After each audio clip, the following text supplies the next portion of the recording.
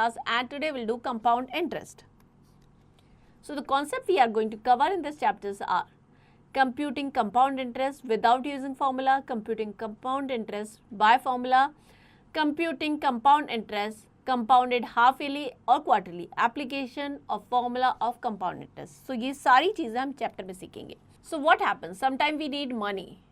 Extra money की हमें ज़रूरत होती है फॉर हायर स्टडीज़ या हमें अपने मकान का कंस्ट्रक्शन करवाना है और some other need. So what will do? We borrow the money from the bank. But ऐसा नहीं कि बैंक हमें वो ऐसे ही दे देता है. For that money the bank charge some interest, कुछ एक्स्ट्रा अमाउंट चार्ज करता है, that is known as interest. And sometime जो इंटरेस्ट होता है उस इंटरेस्ट पे भी इंटरेस्ट लगता है, that is known as compound interest, जिसके बारे में चैप्टर में पढ़ेंगे. Start with introduction. We have learned about the simple interest in class 7th. In this class, we shall discuss the compound interest and its application. Let us review basic concept of interest and its related terms. When we deposit our money in bank, in post office or any financial institution, we get an addition money with our basic money. जब भी हम bank पे या post office पे या किसी financial institution में अपना पैसा जो है डिपॉजिट कर रहे हैं, so after certain period will get some extra money. जो बेसिक मनी हमने जो डिपॉजिट किया उस पर जो एक्स्ट्रा मनी हमें मिल रहा है, that is known as interest. Similarly when we borrow money from the institution, तो हम क्या करते हैं, हम एक्स्ट्रा अमाउंट पे करते हैं, that is called the interest. When interest is calculated uniformly throughout the loan period, तो on the original principal वो कहलाता है सिंपल इंटरेस्ट. मीन्स पूरे लोन पीरियड में सेम रहेगा. When the interest is calculated, जब इंटरेस्ट कैलकुलेटेड किया जाता है after a fixed interval of interest is added to the original principal. तो न्यू अमाउंट जो होता है कंसिडर एज द प्रिंसिपल. इस टाइप का जो इंटरेस्ट होता है उसे कहता है कंपाउंड इंटरेस्ट. सपोज हमने बैंक से 100 रुपीज़ लिए 10% की रेट से. सो आफ्टर लाइक 1 ईयर का अगर टाइम लेते हैं, after 1 year we are paying 110 rupees. But in case of compound interest, so एक पीरियड के बाद लाइक 1 ईयर के बाद हमने 110 दिया, आगे if are not able to pay, now हमारा न्यू प्रिंसिपल 100 की जगह क्या हो जाएगा, 110 rupees. Now will pay the interest of 110 rupees. So that is known as compound interest. Here some important terms. Principal, the money we borrowed और lend. Interest क्या होता है, additional money on the principal. Rate, interest on ₹100 for 1 year. Time, the time period on which the money is borrowed, and amount is principal plus interest. Computing compound interest with the help of simple interest. Simple interest का formula होगा P into R into T, means principal into rate of interest into time upon 100. Example लेते हैं. Find the compound interest for ₹5,000 for 2 years at the rate of 8% per annum. So सबसे पहले हम first year के लिए निकालेंगे. हमारा जो प्रिंसिपल है that is 5,000, rate of interest है that is 8% per annum, and time is 1 year. So simple interest के हिसाब से P into R into T upon 100 के अकॉर्डिंग ₹400. क्लियर. नाउ अमाउंट क्या हो जाएगा हमारा, principal plus interest means 5,000 plus 400, 5,400 rupees. Now is on second year, because compound interest है तो 5,400 हमारा न्यू प्रिंसिपल बन जाएगा, and rate of interest in time वही रहेगा 8% and 1 year. Now second year के लिए हम कैलकुलेट करेंगे तो अब हमारा प्रिंसिपल हो जाएगा 5,400 into 8 into 1 upon 100, 432 rupees. So now amount क्या हो जाएगा, प्रिंसिपल हमारा था 5,400 प्लस 432, 5,832. सो कंपाउंड इंटरेस्ट कितना होगा, 5,832 माइनस 5,000 जो हमारा ओरिजिनल प्रिंसिपल था 832 रुपीज़. सो कंपाउंड इंटरेस्ट 2 ईयर्स के लिए हो जाएगा 832 rupees. Clear. Next is computing compound interest on ₹8,000. So interest for first year 8,000 into 10 into 1 800. Second year के लिए क्या हो जाएगा, 8,000 प्लस 800, 8,800 पे करेंगे. थर्ड ईयर पे हम क्या करेंगे, अब हमने किया तो 880 आ गया. So 8,800 plus 880 that is equals to 9,680. Because 880 था, हम यहाँ पे 880 ऐड कर देंगे. अब हमारा प्रिंसिपल क्या हो जाएगा, 9,680. अब हम इस पे कैलकुलेट करेंगे. Clear. Next is evaluation time 6.1. Find the compound interest for rupees 4,000 at 6% per annum for 2 years. So first year के लिए हम फाइंड आउट करते हैं. फर्स्ट ईयर के लिए सिंपल इंटरेस्ट, प्रिंसिपल हमारा 4,000, rate of interest that is 6% and time is 1 year upon 100, 240.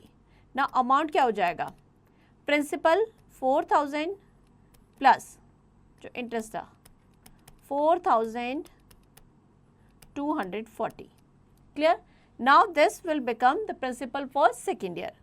Second year के लिए हम करेंगे, सो इंटरेस्ट इक्वल टू हो जाएगा 4,240 into 6 into 1 upon 100.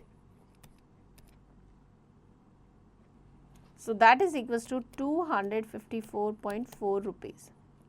Now amount हो जाएगा 4,240 plus 254.4. So that is equals to 4,9. So now this is amount. So interest कितना हो गया, total compound interest that is equals to 4,494.4 minus 4,494.4 rupees. ये हो जाएगा हमारा कंपाउंड इंटरेस्ट. क्लियर. सो ये सारे क्वेश्चंस प्रैक्टिस करेंगे आप. Next is computing compound interest by formula. Now rather than अलग अलग ईयर के लिए हम कैलकुलेट करें, we simply apply the formula and we can easily calculate the compound interest. Amount equals to होता है P multiplied by 1 plus R upon 100 is to power N. N यहाँ पे क्या है, time. Compound interest equals to हो जाता है P 1 plus R upon 100 is to power N minus 1. Compound interest amount minus principal. Example लेते हैं. Find the compound interest for rupees 30,000 for 3 years at 12% per annum. Compound annually. हमें यहाँ पे compound annually करना है, ये ध्यान रखना है. प्रिंसिपल 30,000 रुपीज है, time 3 years, rate of interest 12% per annum. So amount equals to हो जाएगा P 1 प्लस R अपॉन 100 पर एन. प्रिंसिपल हो जाएगा 30,000 rupees, so will write 30,000 into 1 plus 12 upon 100 power 3, because time हमारा कितना है 3 years. इसको हम कैलकुलेट करेंगे, so that is equals to rupees 42,147.84 rupees. Now this is the amount. हमें क्या करना है, कंपाउंड इंटरेस्ट. सो हम करेंगे अमाउंट माइनस प्रिंसिपल. प्रिंसिपल कितना 30,000, इस पर सब्ट्रैक्ट करेंगे, so that is equals to rupees 12,147.84 rupees. Clear. Next is evaluation time 6.2. Find the amount and compound interest on rupees 15,000 for 2 years, rate of interest 12% annum.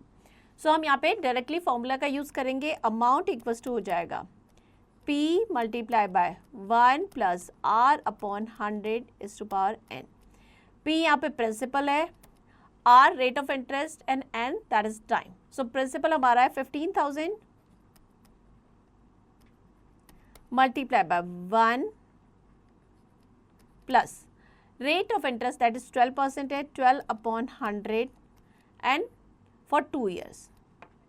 So that is equals to 15,000 into, so ये हो जाएगा 112 upon 100 is to power 2. So that is equals to 15,000 into 112 upon 100 into 112 upon 100.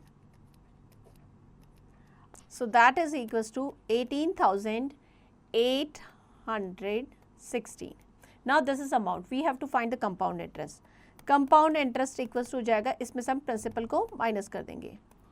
816 rupees minus 15,000, so that is equals to 3,816 rupees. That is the compound interest for 2 years. Clear. So ये सारे questions आप practice करेंगे. Next is application of compound interest formula, growth and depreciation. In some situation, we need to use the formula of compound interest such as, in case of growth of population or decrease in population, the value of machine or the vehicle when the price increase or decrease. So some important formulas are given here. When the item is increasing then the value of item after certain period क्या हो जाएगी, P1 plus R upon 100n। और जब decrease हो रही price तो after certain period क्या हो जाएगा, P1 minus R upon 100n। Example लेते हैं, the value of the car depreciate मतलब कम हो रही है at the rate of 20% in the first year, 10% in the next 2 years। Find the value of the car after 3 years if is present value is 5 lakh. So present value हमें दे रखी है 5 लाख है, rate R1 for first year 20% है, second year 10% and third year also 10%। Clear? Time 1 year and to 2 years। So value after 3 years क्या हो जाएगी, P1 minus R upon 100n 1 first year के लिए, multiply by 1 minus R2 upon 100n। 5 lakh into 1 minus 20 upon 100 because first year के लिए 20 है, second year के लिए हो जाएगा 1 माइनस 10 अपॉन 100 बिकॉज 2 years के लिए, नेक्स्ट 2 years के लिए। क्लियर? इसको सॉल्व करेंगे तो वैल्यू आ जाएगी ₹3,24,000। सो 3 years में जो वैल्यू है वो 5 लाख से घट के कितनी होगी, डेप्रिशिएट हो गई होगी 3,24,000। Clear? So practice all the examples. Next is evolution time 6.3. The value of the car was ₹3,50,000 initially. Find the value of the car after 4 years if its value is depreciating at the rate of 6% per annum. Value depreciate हो रही है, so हम formula जो use करेंगे that is equals to P into 1 minus R upon 100 is to power n. Clear? यहाँ P हमारी जो initial value है 3,50,000, 1 माइनस R जो है हमारे 6% है, 6 upon 100 is to power 4। 4 years के लिए हमें फाइंड आउट करनी है। सो 3,50,000 मल्टीप्लाई बाय, सो हम यहाँ पे क्या करेंगे, 100 एलसीएम लेंगे, 100 minus 6 that is 94 upon 100 is to power 4। So that is equals to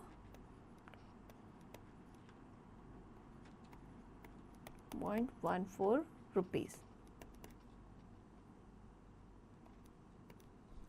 So 2,73,262.14 rupees हो जाएगी after 4 year value depreciate. Okay, clear?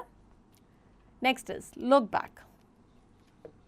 If the principal remain the same throughout the load period, then the interest calculated on this principal that is known as simple interest.